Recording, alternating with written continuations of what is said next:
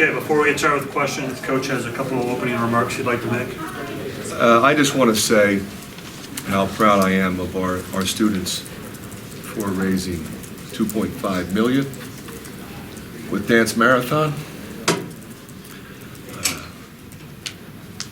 We are a Dance Marathon family, and without question, that's the most important thing that happened this weekend. You have. I just want to thank Kirk Spiro, his daughter Bailey. She danced all night. She's a freshman here, and it just means a lot to us. Questions? Another balanced effort from your team tonight, Coach. Well, a lot of good things. Starting with, 22 assists on 27 baskets. I mean, that's where it all starts. You got a team that came in here ready to defend. They got after Pete. They got after Jordan. They got after us early. They were physical. And if you're going to score against that, you got to move the ball. Talked a lot about closing out games before. Do you feel like you finally did that? You got over that hump, against a team that you didn't do that against last time? I don't think I was as concerned about it apparently as you are.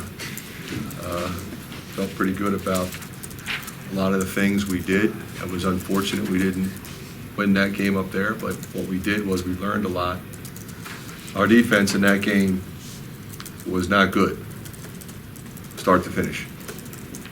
And you're not going to win when you play defense the way we played up there.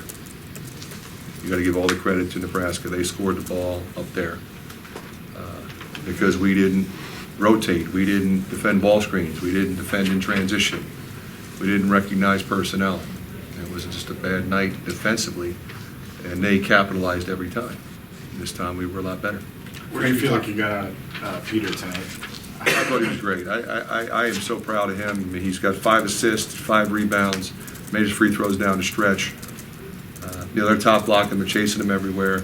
He had a couple of looks. I'm sure he's frustrated that didn't go in, but I thought his shot selection was terrific, really efficient.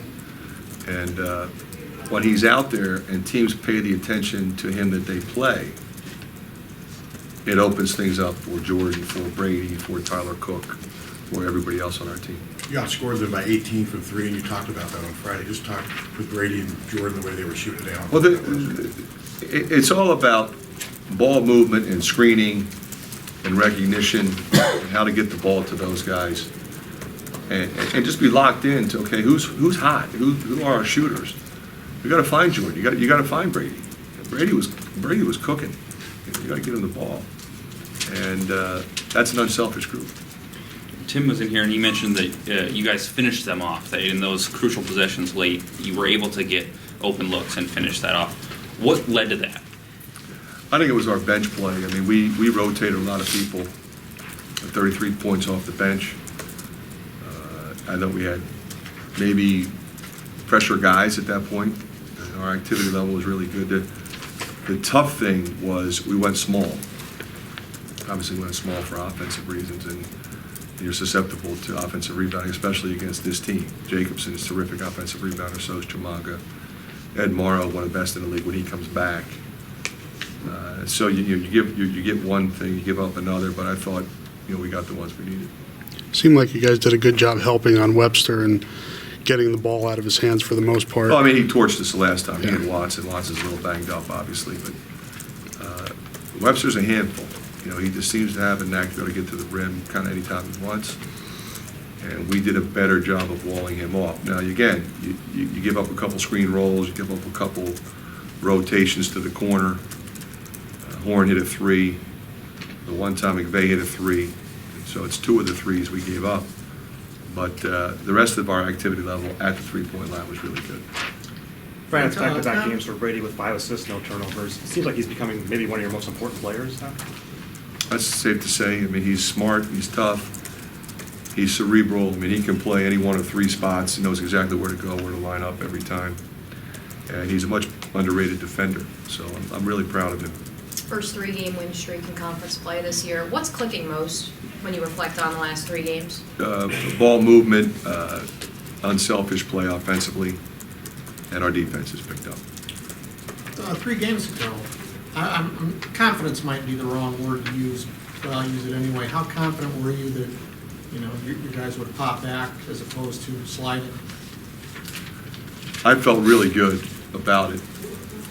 And the reason for that is, I've said this to you before, I know the character in that locker room, so I was certain we would play well against Ohio State. We got our ears pinned back by Illinois and did not play well in that game. And somehow, some way, showed some fight. We looked up there, we're down 6 and couldn't believe, or 8, I couldn't believe it after we played the way we played. So I said, you know what, this team is going to fight. We just have to execute better. And I thought we'd have a great crowd on a Saturday night, which we did. They were fabulous.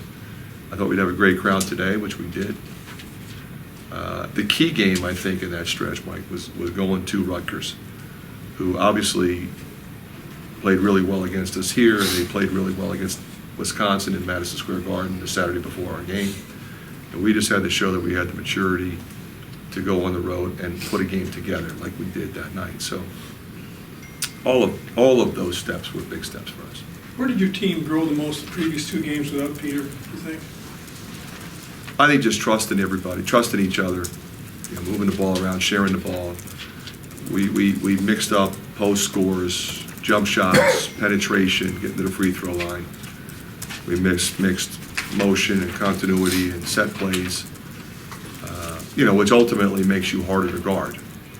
When teams prepare to play us, typically, you start with the starting 5, and Brady's been one of our best players lately, so you got to talk about him, and Cordell's coming off the bench, and he's a handful, and you just kind of keep going. Dom Mule's getting healthier. He was terrific today. Played well against Rutgers. So that's the team we have, and that's the way we have to execute, with taking advantage of all the different pieces that we have and kind of blending them together and get them to sort of trust one another and support one another. You got a couple other big guys in foul trouble. Did that affect the perimeter defense? You were able to focus on that a little more to help on Webster and stuff like that, or is it? Well, it allows you, especially in ball screen defense, to go longer. But those guys play physical all the time, and they're going to get called sometimes. Sometimes they don't get called as many. But Chimanga is really one of the more improved players in our league right now. I mean, we played him the last time. He was barely mentioned in the scouting report. He gets 15 and 9 at Michigan State. We talked about him for 4 days, so that's a credit to him. Jordan set a record for most made 3-pointers by a freshman. Do you have anything to say on that? I'm just proud of him. He's really played well at both ends of the floor. He's played well as a point guard. He's played well as a shooter. You just can't rattle him. He doesn't. He plays at his pace. You can't rush him, and he knows exactly what we want done. And the other thing he has is incredible amnesia. So if he makes a mistake, it never lingers on him. And that's an important characteristic to have. We'll take one more question if you have it. Thank you.